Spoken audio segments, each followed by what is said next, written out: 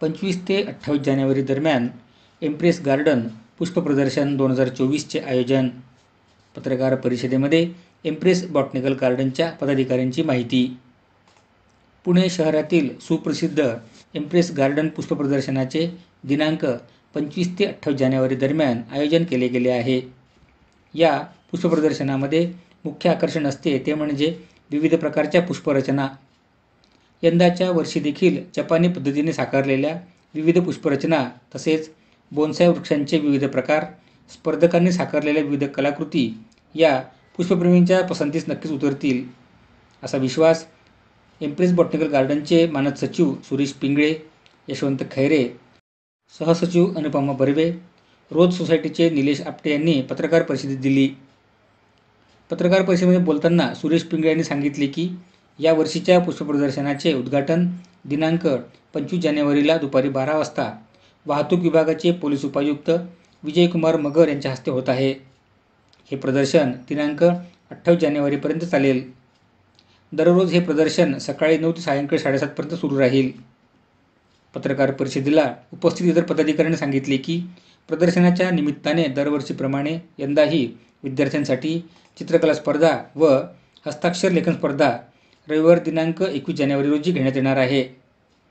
Agree horticulture society of western India या संस्थेमार्फत empress गार्डनचे व्यवस्थापन केले जाते. बागेचे व्यवस्थापन करत असताना संस्थेमार्फत नेहमी अनेक समाजोपयोगी उपक्रम राबवले जातात.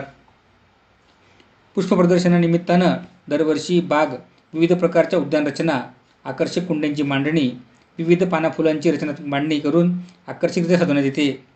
त्यामुळेच तर पुष्परसिक या पुष्पसोहळ्याची वर्षभर वाट पाहत असतात. पुष्प प्रदर्शनाच्या निमित्ताने पुण्यातून नव्हे तर अगदी कोल्हापूर, सांगली, नाशिक, आंध्र प्रदेश इत्यादी ठिकाणावरूनही नर्सरी व्यावसायिक प्रदर्शनामध्ये येत असतात, अशी माहिती पदाधिकाऱ्यांनी दिली. मनामध्ये म्हणजे निसर्गाबद्दल प्रेम निर्माण व्हावं, त्यांना निसर्गातील विविधता पाहता यावी यासाठी प्रामुख्याने हे प्रदर्शन आहे. आणि या प्रदर्शनामध्ये वेगवेगळ्या प्रकारची फुलं, नंतर फळं, पुष्परचना आणि फुलांच्या रचना नागरिकांना बघायला मिळणार आहेत.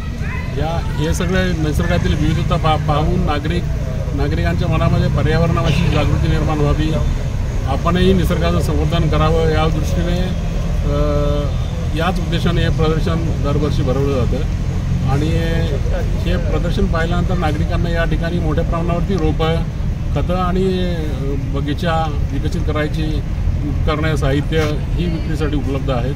त्याचाही नागरिकांना या प्रदर्शनामध्ये उपयोग होणार. साधारण किती लोक 2-3 दिवसात येऊन जातात प्रदर्शनाला? 50 ते 70,000. सर विनामूल्य आहे का? देणगी फी आहे.